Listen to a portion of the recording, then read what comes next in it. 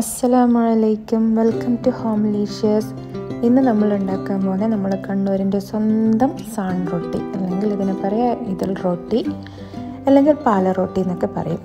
അപ്പം നല്ല സ്പൈസി ആയിട്ടുള്ള കറിയൊക്കെ കൂട്ടി കഴിക്കാൻ ഭയങ്കര ടേസ്റ്റാണിത്. അപ്പോൾ നമുക്കിതെങ്ങനെയാണ് ഉണ്ടാക്കുന്നതെന്ന് നോക്കാം. അതിനു വേണ്ടി ഞാൻ 2 കപ്പ് ജീരകശാല റൈസ് വെള്ളത്തിൽ ഒരു 6 മണിക്കൂർ വെള്ളത്തിൽ കുതിർത്ത് വെള്ളമൊക്കെ ഊറ്റിക്കളഞ്ഞ് ഞാൻ എടുത്തിട്ടുണ്ട്. ഇനി ഒരു 5 കപ്പോളം നല്ല കട്ടി തേങ്ങാപ്പാലും എടുത്തിട്ടുണ്ട്.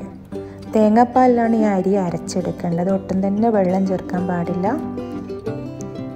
അപ്പോൾ നമ്മൾക്കിതിൻ്റെ പകുതി, ഞാൻ 2 ബാച്ചായിട്ടാണ് ഇത് അരക്കുന്നത്. അപ്പം പകുതിയോളം റൈസ് നമുക്ക് മിക്സിയുടെ ജാറിലോട്ട് ഇട്ട് കൊടുക്കാം.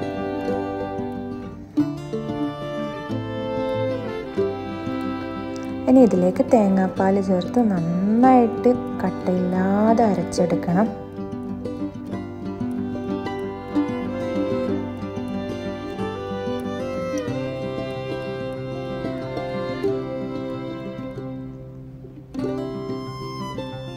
അപ്പോൾ ഇവിടെ ഇത് നന്നായിട്ട് ഞാൻ അരച്ചെടുത്തിട്ടുണ്ട്. ഇത് നമ്മൾക്കൊരു പാത്രത്തിലോട്ട് മാറ്റാം.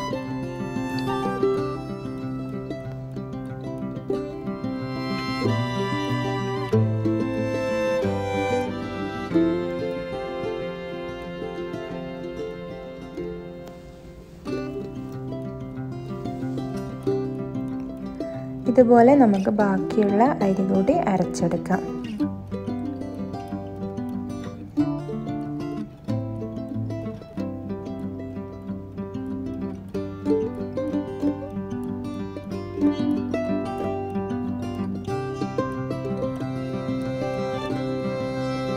നല്ല ലൂസ് ബാറ്റർ ആവണേ.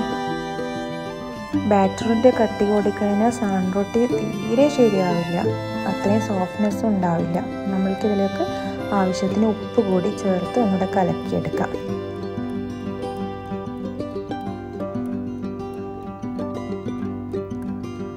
ഇനി ഒരു സ്റ്റീമറിലോട്ട് നമ്മൾക്ക് ഈ സാൺ റൊട്ടി ഉണ്ടാക്കാൻ പറ്റിയൊരു പാത്രം വെക്കാം. ഞാനിവിടെ ഒരു ബേക്കിംഗ് ട്രേ ആണ് എടുത്തിട്ടുള്ളത്. എൻ്റെ കയ്യിൽ ഒരു അലുമിനിയത്തിൻ്റെ ബേക്കിംഗ് ട്രേ ഉണ്ടായിരുന്നു. അപ്പോൾ അതിലോട്ട് നമ്മൾക്ക് നെയ്യ് തടവി ആദ്യം ഞാൻ 2 വലിയ സ്പൂണ് മാവ് ഒഴിച്ച് കൊടുത്തു.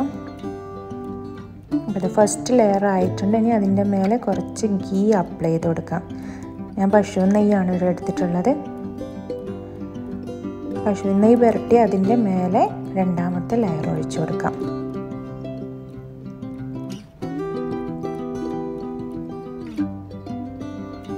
ഇതേപോലെ നിങ്ങൾക്ക് എത്ര ലെയേഴ്സ് വേണമെങ്കിലും ഉണ്ടാക്കിയെടുക്കാം.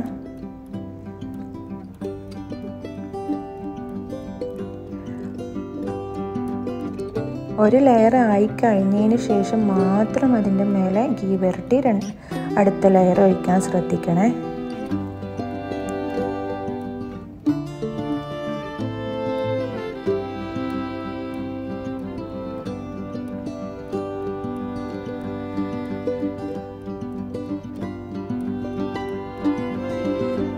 ഇങ്ങനെ നിങ്ങൾക്ക് എത്ര ലെയേഴ്സ് വേണമെങ്കിലും ഉണ്ടാക്കിയെടുക്കാം. ഞാനിവിടെ 3 ലെയറായിട്ടാണ് ഉണ്ടാക്കുന്നത്.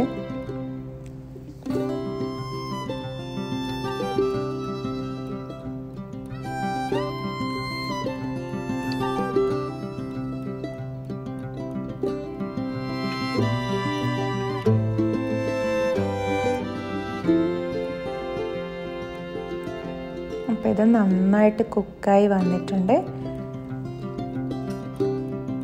ഇനി നമ്മൾക്കിത് സ്റ്റീമറിൽ നിന്ന് മാറ്റി വേറൊരു പാത്രത്തിലോട്ട് മാറ്റാം.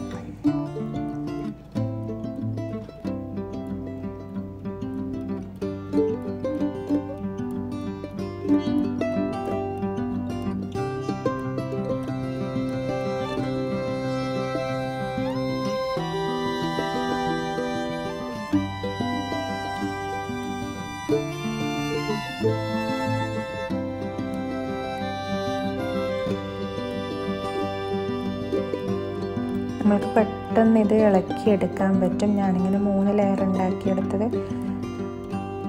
എനിക്ക് പെട്ടെന്ന് ഇളക്കിയെടുക്കാൻ വേണ്ടിയിട്ടാണ്. കാരണം നല്ല സോഫ്റ്റ് ആയിട്ടുള്ള സാൺ റൊട്ടി റെഡി ആയിട്ടുണ്ട്. അപ്പോൾ ഇത് നമ്മൾക്ക് ബീഫ് കറിയും കൂട്ടി കഴിക്കാം. ഞാനിവിടെ ബീഫ് വരട്ടിയതാണ് ഉണ്ടാക്കിയിട്ടുള്ളത്. കറിൻ്റെ റെസിപ്പി ഞാനിവിടെ ആഡ് ചെയ്യുന്നില്ല.